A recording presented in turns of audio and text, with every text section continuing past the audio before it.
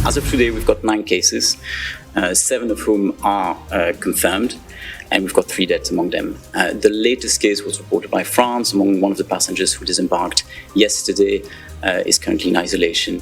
Siyam na individual na ang naitala sa mga kumpirmado at hinihinalang kaso ng hantavirus ayon sa ulat ng World Health Organization o WHO.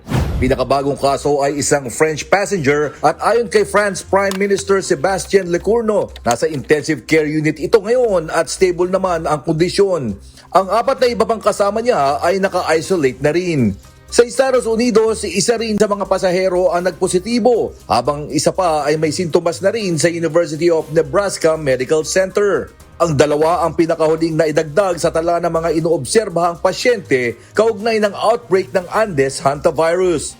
Ayon sa WHO, hindi nila karaniwang binabanggit kung ano-ano ang nasyonalidad ng mga pasyente upang maiwasan ang pagkalito. Muli namang binigyang diin ng ahensya na dahil sa mahabang incubation period ng hantavirus kaya hindi agad na-detect kung sino sa mga pasahero at close contact nila ang positibo sa sakit. That incubation period means that we can see cases again coming up in the next few days, perhaps even next week. And that's why we need to remain vigilant, make sure that at the first signs and symptoms people are being recognized, isolated and taken care of. Paliwanag ni Dr. Leigh Pelaine, kailangan tapusin ng mga pasahero ang 42 days na quarantine period upang lubusang matukoy kung positibo ba sila o hindi. Ayon sa unang bahagi ng sintomas ng sakit, mas mataas ang antas ng impeksyon.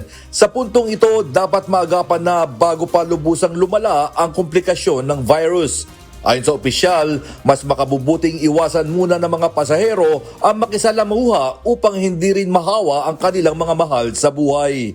Why we do quarantine or recommend quarantine is because actually people are infectious at the very start of illness. So in the first few days, in the first few moments of illness is when the infectiousness is highest. This is also sometimes when it's a bit difficult to recognize the symptoms, because initial symptoms could be mild symptoms, initially some fatigue, maybe mild fever, before symptoms sometimes deteriorate, unfortunately.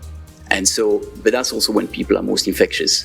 So not wanting to wait for that to happen to then isolate individuals, the recommendation is to go for quarantine so that we know that they will not infect others when symptoms occur. So that's the whole rationale around quarantine, also being perhaps a little bit stricter because this is a well-confined outbreak for now and we want to make sure that the outbreak doesn't spread further.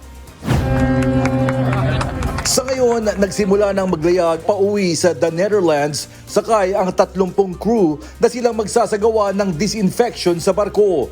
Matapos ito ay sa The Netherlands na nila tatapusin ang kanilang quarantine bago sila makauwi sa kanilang mga bansa. Nagpasalamat naman si WHO Director General Tedros Adhanom sa Spanish government at sa Canary Islands sa pagtugon at suporta sa repatriation ng mga pasahero.